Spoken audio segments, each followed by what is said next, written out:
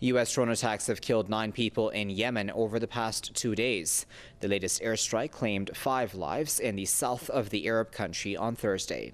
The previous drone strike took place on Wednesday in southeastern Yemen, killing 4 people.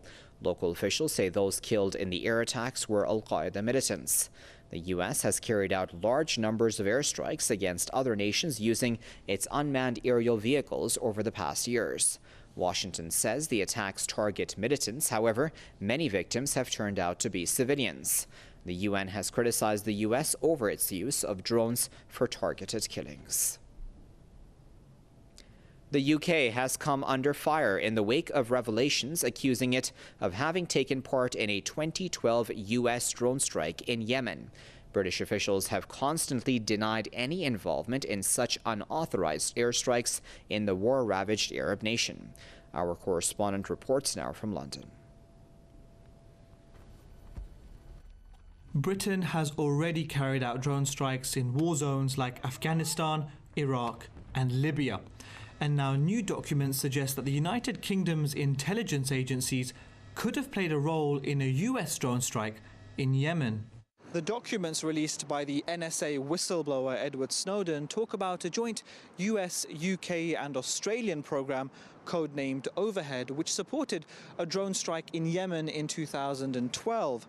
And if the United Kingdom have been complicit in this drone strike, they may well have been acting illegally.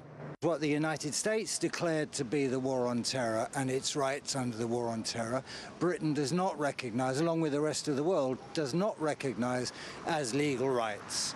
But Britain is very, very closely allied to the United States on all levels, intelligence level, military level, and that's permanently created a problem for the last 14 years. The British government has a standard security line. They will not comment on issues regarding security.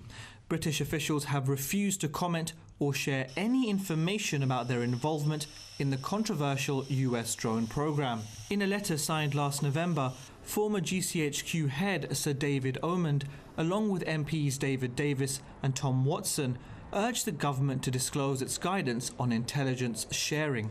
Really, it's the only way that they can deal with the problem, because what they say is these are intelligence matters, but the United States says these are military matters.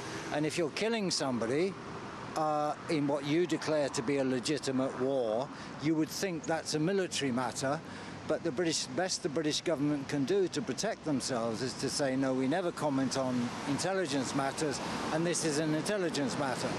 Campaigners say it's time for the UK to come clean in their involvement because drones are just making the world a more dangerous place. Mohammed Walji, Press TV, London.